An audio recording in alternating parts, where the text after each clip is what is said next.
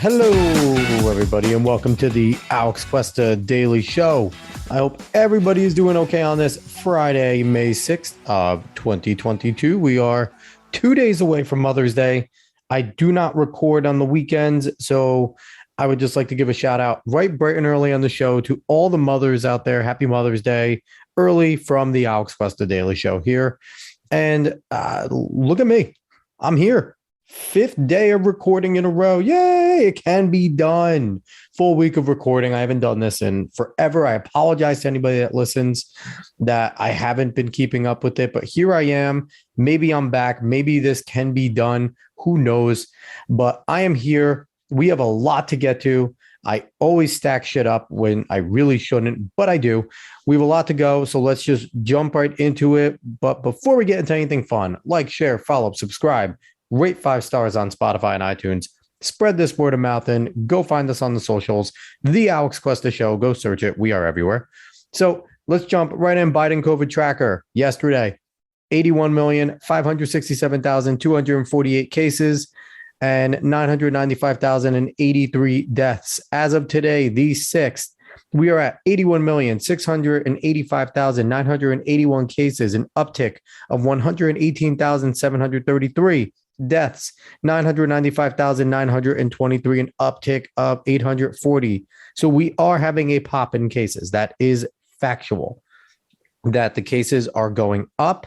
We have cracked 100,000 again. It was sitting around 70, blah, blah, blah, here and there. And then, boop, we're up over 90 yesterday, close to 120,000 today in cases. Thankfully, deaths have not been following suit yet. I've been saying for a little while, they track about 2 weeks late. We are at a 2-week mark when there was, pretty decent bumps, and we are still seeing every once in a while jumping over 1,000, but mostly numbers under 1,000. Yesterday was only 444 added. Today, only 840 added. I'm not saying it lightly, like, over 1,000 people in 2 days dead is good. But overall, for what this pandemic was, it is still trending in the right direction. We are still not in a pandemic anymore. It is officially over. Joe Biden never had a plan. And if he really did have a plan, it sucked. And they should be making a new one if they thought they could stop this. But they knew they couldn't. They lied to us in Election Day. And the man has lied so much. And his handlers and the crazy leftists that run this shit have lied a ton. So there it is right there. I'm really going to run past it, though, because I have a lot to get to. I read way too many articles today. I have way too many honorable mentions that are going to get way too many words, and they're going to be more than just honorable mentions. But here we go. Let's jump right into it. One of the articles that I read is from science.org. And it is written by Paul Vusin. Use of too hot climate models exaggerates impacts of global warming. That's not going to make anybody that supports climate change very happy. Now, before anyone sits there and goes, oh, what the fuck is science.org? Who cares? This can't be real. It's not great. Ha.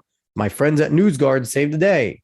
NewsGuard is a very leftist thing. They hate conservative websites and yada, yada, yada. NewsGuard gives this place 100 out of 100. So people, if you are one of these people that's like, check the fact checkers, they would love this website. They go by NewsGuard as well. So in this article, it is not necessarily an attack against climate change. They flat out say climate models are a good thing, a great tool, blah, blah, blah. What they are saying, and these are UN, it's a UN report. UN report authors say researchers should avoid suspect models. So this is coming from the UN. Which I don't trust, I don't like, but it's coming from there and they have clout in this area. What they are saying is that a lot of the models that we have seen over since 2019, I think it cites, but I think even before that, have been citing a bad model, basically. They have been doing what's called model democracy, where they have lumped in every single model in the world up until that point and do an average. And what do we know? If you average out something that is awful, and if you're trying to get a good average and you're including the high that's bad, the low that's bad, you're not going to get an accurate model, especially if there's a lot of good models and then a few shitty models that are missing the mark high. What are you going to do? You're going to get high numbers. So that's essentially what's going on here, that there's a lot of decent models that don't have too high temperatures happening way too quickly, but they are being pulled down by shitty models that are just trying to fearmonger essentially. And they don't put that in here. They say there's a reason. It's the way they render clouds. They don't think that anything is malicious. I call bullshit on that. I think it's completely malicious. They're being much nicer because I do think that, these are climate scientists that wrote this. They're being critical of those in their own field because they want to keep their field's credibility and they want to avoid incorrect things going out there. And what they are essentially saying is all the fear mongering we've been hearing, all this 2030 bullshit, all this within the next so-and-so years, we need to do this. It's going to be irreversible. It's just been a whole bunch of horse shit. And it's not something we should listen to. They use what's called model democracy. Now, model democracy came from a group called CMIP, Coupled Model Intercomparison Project. They combine all the models of the world, and a lot of places have been using this group's model to cite things and to say and put their basis. And governments have been using these to make policy, climate policy off this stuff. What they recommend in this article is that climate scientists go by the IPCC, the Intergovernmental Panel on Climate Change. Now, again, anything intergovernmental, I don't trust. I don't trust that name. That's just not, I don't want the government involved in this type of shit. I don't want them out of my life. But apparently they give a more realistic panel to the point where the CMIP model gives it has things going up 0.7 degrees overall. Now, we've been told how much a fraction of a degree matter. They are 0.7 degrees warmer than the Intergovernmental Panel on Climate Change. Now, why is this a problem? Because the CMIP releases theirs just a little bit before the IPCC releases theirs. So everyone panics over the CMIP model. But then when the IPCC model comes out, they kind of ignore it. And one of the writers in here was an author for the IPCC model and said, hey, we did a bad problem getting this out there. This is the model that people need to be following, not the CMIP. The authors in this article want something that is called model meritocracy, where they take good models and they try and base their science off good models, not models that are too hot, that put timestamps on things. Because another thing they say here is governments want timestamps. Politicians want timestamps, like the 2030 number we keep hearing. That's coming from bad models that make things too hot too quickly. And they're saying it's not malicious. I 100% think it's malicious. Let's hear where the too hot models come from, because they identify in the article the places where these too hot models come from that are pushing up the numbers and making the CMIP terrible. They come from the National Center of Atmospheric Research, the U.S. Department of Energy, the United Kingdom Met Office, and the Environment and Climate Change Canada. What a surprise. Now, the National Center of Atmospheric Research, that might sound harmless, right? Wrong. It is federally funded. Let's talk about where the funding comes from this place. And this is from their spot themselves, the National Center of Atmospheric Research, ncar.ucar.edu, and it's who we are funding. They get 67% of their funding from National Science Foundation. They get 3% from the Department of Defense, 3% from the Department of Energy, 4% from the Federal Aviation Administration, the FAA. They get 4% foreign. I don't know where that's from. 5% NASA, 6% National Oceanic and Atmospheric Administration, 4% from the university, 2% commercial, and 2% other. The other includes nonprofits, state governments, and other federal agencies, which they did not disclose here. But essentially, this is another government agency that is predicting, and they have skewed models. And I don't think it's not malicious. The U.S. Department of Energy has a reason to make it bad, to make it look bad. So does the UK. So does Canada. They are all about climate change and pushing the narrative on climate change. So there it is. So whenever you hear now climatologists claiming that, oh, we need to do this right now, this is bad, we have to do this, remember this article. I will link this article. I'm going to link all the articles here that I talked about today. I'm going to link them all to the show. This is a good resource to point back to and say, if they haven't gone to a model meritocracy, if they're still using the CMIP, which overall, and check where these people are getting their stuff from. If they're saying they're using, I think it's a CMIP 6, which is the most current one. If they are basing their findings off the CMIP 6, then it's wrong. Then it's flat out wrong.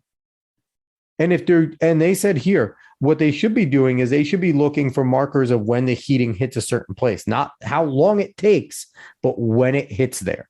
So this is a great article. I recommend reading it. They're not necessarily disputing that climate change exists. They're not necessarily disputing that climate change needs to be dealt with, that something should be done. Honestly, you'll be hard pressed to find many conservatives that if you approach them with listen, there's markers that we probably don't want to reach, and we need to figure out how to do it. Maybe not in an extreme way, but we need to start coming together and figuring out what we could do better. I think you would get more of a understanding on both sides. Like, hey, let's work together here. But when you get the fear mongering and when you get the by 2030, we need to change everything about our government and we need to change everything about our industry. We need to change everything about the way we live. A lot of people are going to say, no, fuck yourself. I'm not doing any of that. So this is a good article right here. And, again, pay attention.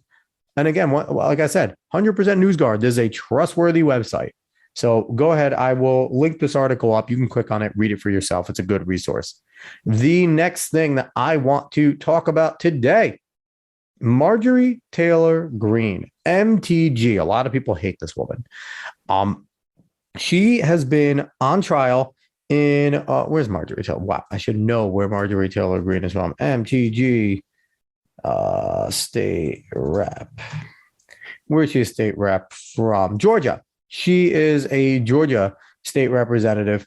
And she has been coming under fire. She has been put on trial, essentially, to have herself ripped off the ballot and not be able to run for re-election. Now, the Democrats are doing this all over the place. It's not just Marjorie Taylor Greene. The Democrats are doing this on a bunch of places. I read another article where they try and kept two other people off. They got wiped out there. The judge said, no, you can't do this. And one of the things that they're trying to base this off of is all these people that they're accusing is they're saying that they aided in quote unquote insurrection, which has been the biggest peddle and the biggest disinformation and the biggest lie in this country for a long time now.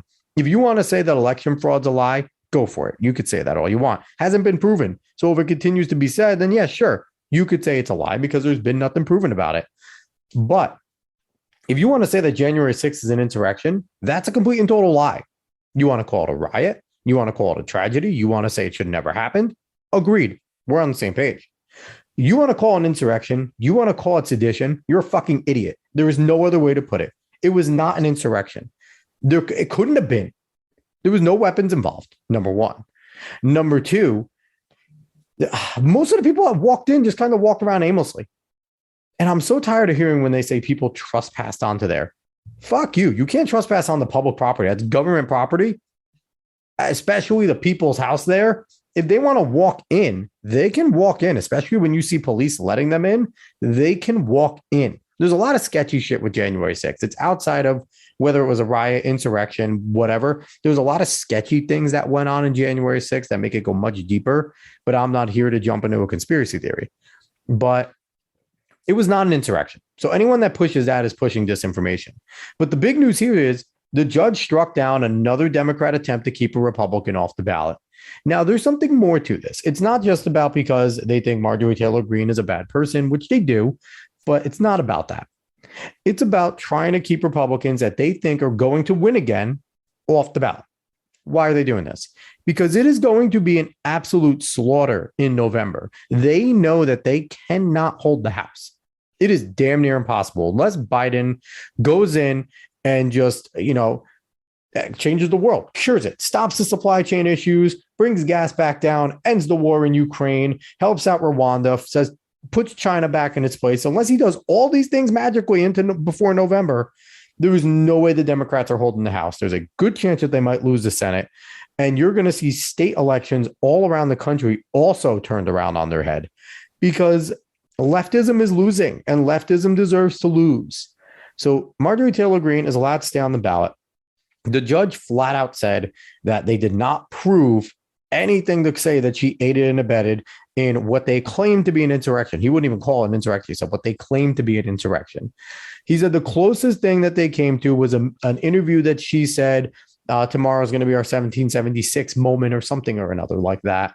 And he said that's the closest thing, but then we would be infringing in the First Amendment protected political speech. which she also has. She might be a representative of the government, but she still has a First Amendment. So that got thrown away. Marjorie Taylor Greene is going to be on the ballot. She's going to win again. Thank the Lord she's going to win again. And it's just going to be, and this is going to go around the country, and you're going to see more stories. Be on the lookout if you want to be more stories of judge strikes down attempt to get this person off the ballot. Judge strikes down this person's attempt to get off the ballot. They're attempting to do this in state after state after state. So it's pathetic. It truly is. And they're a pathetic bunch. What can we say? So November can't come soon enough. Marjorie Taylor Greene is allowed to stay on the ballot. Next little piece that I want to talk to everybody about real quick before we jump into the article that I want to read, which shouldn't take too long, but it's a terrifying article. A piece from Bloomberg. I have it through Yahoo News because I think Bloomberg makes you pay so they can kick rocks. I don't like that places that make you pay. But Bloomberg has an article on bird flu outbreak nears worst ever in the United States with 37 million animals dead. This is generally affecting egg-laying chickens and turkeys. Turkeys and I think they said something about the turkeys that you eat, and also it affects a bunch of things. It does not affect chicken that you eat yet. So there's a chance there, but prices are going up. They're going to keep going up. There's a lot of culling going on. Culling is when something happens and you have to mass kill a bunch of your animals if you're a farmer.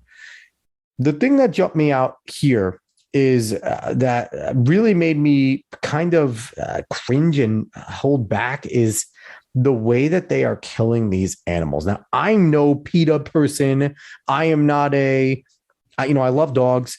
I like animals. I'm not against animals. I will always put a human over an animal 100 out of 100 times. I'm not one of those people that is like, oh, my animal this. My animals are not my kids. I do not play that game. I don't think animals are kids. Animals are animals. Kids are kids. Humans are humans. Animals are animals, period. Animals have rights. Obviously, you shouldn't abuse animals. You're a fucking douchebag if you abuse animals. But I'm not the type of person that's like, oh, because I think people suck so bad, I think animals are better. So I'm going to, no, that's stupid. That is really dumb. But what did stand out to me here is how they kill these animals, because it's fucking terrible. So the way that they mass kill these animals, and we're talking millions of birds at a time in these gigantic farms, the chickens, they put them in a barn in the sunlight, and they basically just turn off the ventilation. They lock them in there, turn off the ventilation, and they just let these animals all suffocate to death. It's absolutely terrible. They let them all suffocate to death.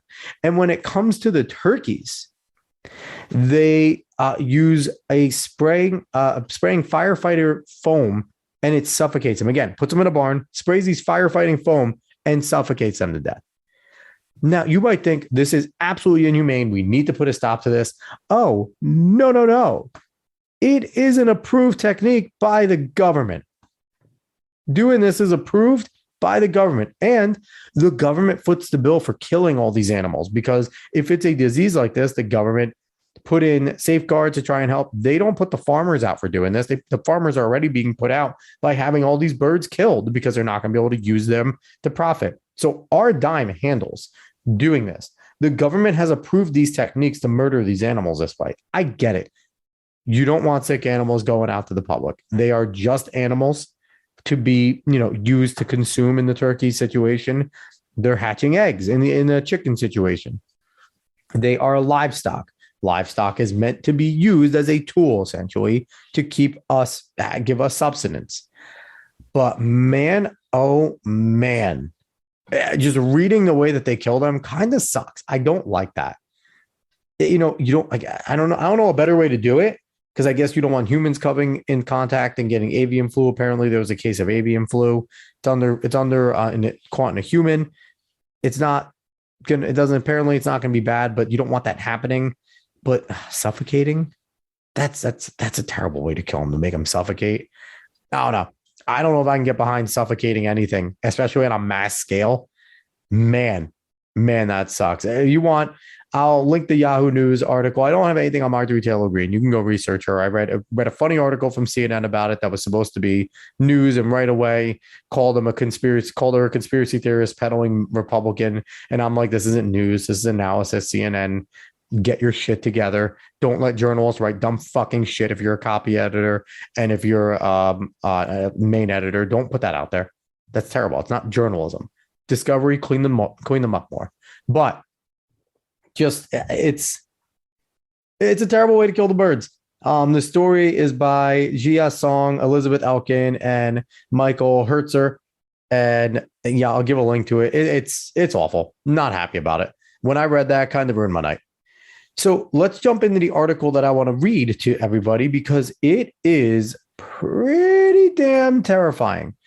So right now we're entrenched in still hearing a lot about the Russia-Ukraine conflict, and it re-energized a lot of people's notions that Russia is the big bad.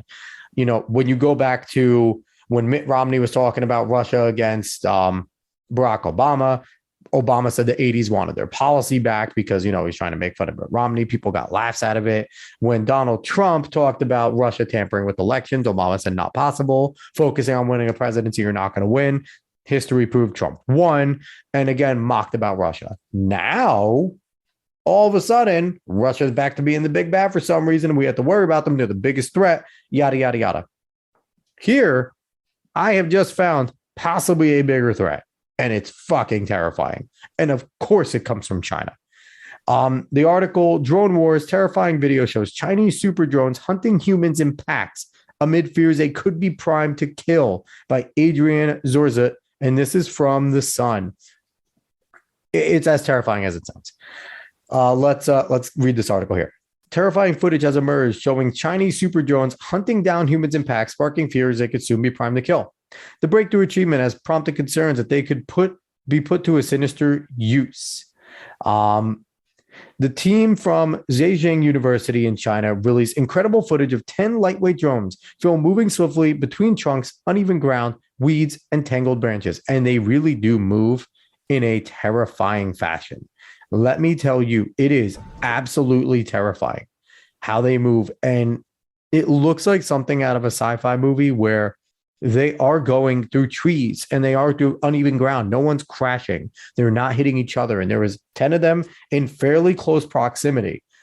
And if you've ever worked, if you know machines, I'm not a machine guy, but I do read a lot of this stuff. I love reading about sci-fi tech, all that.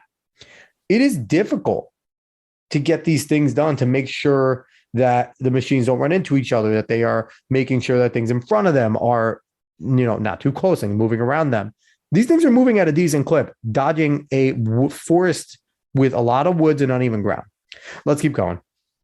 The impressive bit of hardware runs off an algorithm in charge surrounding in real time, meaning it can readjust its flight path in an instant, according to the Telegraph. According to experts, these high-tech drones update every few milliseconds, which means they can avoid colliding with other objects and quickly regroup with others to flight with super efficiency. So there you go. They update every few milliseconds. That's incredible. And machines can do this quickly. So they are constantly looking and taking around their surrounding every few milliseconds. Now, we do it as humans naturally. So as you look around, as I do this show, I'm looking around, taking in my environment, and I'm, you know, all the hues are coming off differently, the colors, the textures that I see, how far something is, how close it is. That's how humans work. I don't know how quick we update. Probably it's pretty instantaneous for the most part. But to do that with drones, it's insane. Let's keep going. And because they don't need GPS signal, they can be easily deployed in areas with poor satellite coverage. That's scary. Experts say that tech will make surveying remote wildlife or hunting for survivors in disaster zones much easier. But in a chilling turn of events, the crew at Zhejiang University also trailed the drones on a man making his way through a cluster of trees. Yeah, that's fucking terrifying, everybody. It was fine when they're just, you know, wildlife for survivors in disaster zones. It can be used for good. And of course, China's got a China. And it's like, let's hunt the person. Let's Dr. Moreau this motherfucker. Let's keep going. The bots were also able to keep focus even when the man hid behind objects to shield himself from the cameras. I got to point out, there's a lot of missing words in here. I'm adding words to try and make these sentences legit. There's a lot of missing words in here. I apologize to you, Mr. Sorry, what was your name?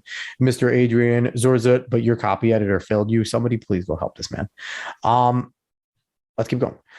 Addressing the breakthrough in the journal Science Robotics, researchers said the swarm's capability of navigation and coordination in these films has attracted and inspired numerous researchers. Here, we take a step forward to such a future. Dr. Jonathan Aiken from Sheffield University hailed the development, telling New Scientist it was an excellent achievement. Now, honestly, I get it from a scientific perspective. It's an excellent achievement. It's an excellent achievement if it's accomplished by goddamn almost anybody else but China. The last thing we need is China being able to arm these drones that can move on their own, avoid objects, and just come in and fucking kill everybody. Could you imagine if they mass produce like 100,000 of these things and just unleash them in a battle zone? Yeah, you're taking a bunch down probably with your artillery and stuff. But if these things get through and they all start launching little missiles or have like guns and shit on them, they don't care about the loss of this stuff. They're not human. They can come in and do the job first, come in and clear out a group, and then the humans come in and clean up what's left. Don't think China didn't put the university to this, be like, track a human. Let's see if we can fuck somebody up with this. Let's keep going. To achieve a quality map built from a distributed collection of robots, of the detail demonstrated is an excellent piece of engineering.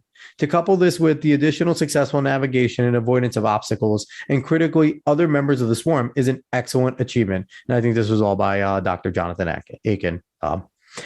It's not the first time China's tech developments have been a cause for concern. Last year, Beijing unveiled a terrifying new war machine that can unleash swarms of suicide drones at troops and tanks. So again, they are fucking with drones, just becoming insane. A clip showed dozens of deadly devices being launched from a weapon system mounted on the back of a truck and also being dropped from helicopters. The China Academy of Electronics and Information Technologies video showed 48 attack weapons being launched with compressed air before using an electric propeller to fly towards and then overwhelm their targets. Now, imagine if instead of making these things suicide things, they unleash them and they have a target and they can avoid obstacles and they can go and eliminate targets. Terrifying. Each carries high explosive charges designed to rip through tanks and annihilate armored vehicles. Paul Scher, former senior Pentagon official and expert in drone warfare, said the clip shows how well China's drone program is progressing. He told the Times, "We can't see from the Chinese video whether your drones are communicating or coordinating with each other. It could just be a launch of drones and a launch of missiles from a multi-launch rocket system. However, the test shows that China is developing swarm drone systems and they could be operational in a few years." And this is only mentioning that the swarm drones that are kind of bombs, not the ones that could think for themselves here. Let's keep going. The drones look similar to China's CH-901 unmanned aerial vehicle, UAV, which were first seen in 2018. They can hover in the skies for up to 40 minutes while scouring for a target, according to experts from the Warzone website. All right, and that's the end of the article. 40 minutes is a long time. Now, this is absolutely terrifying. If you are not scared by this, then you may not be scared by anything. Because you have to be scared of China. The Silk and Road Initiative has them in almost 200 countries. So they have a piece of 200 countries, basically all of South America, a bunch of Asia, a ton of the Middle East, a few European nations. They're in there.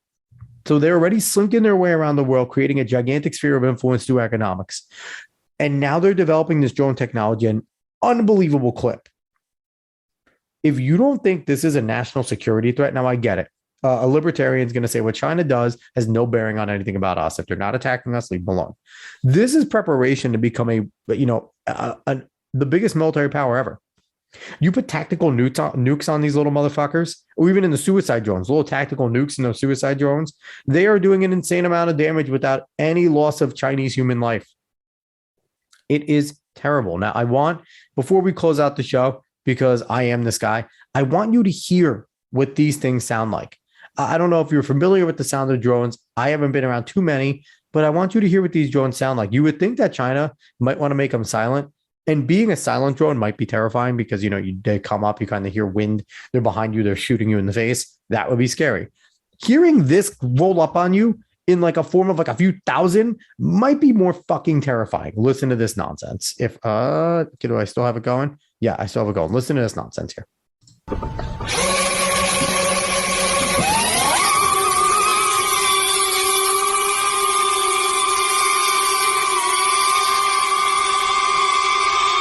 Yeah, fuck that.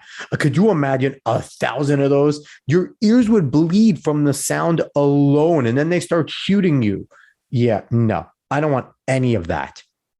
I don't want to be a part of any of that. This is some weird shit.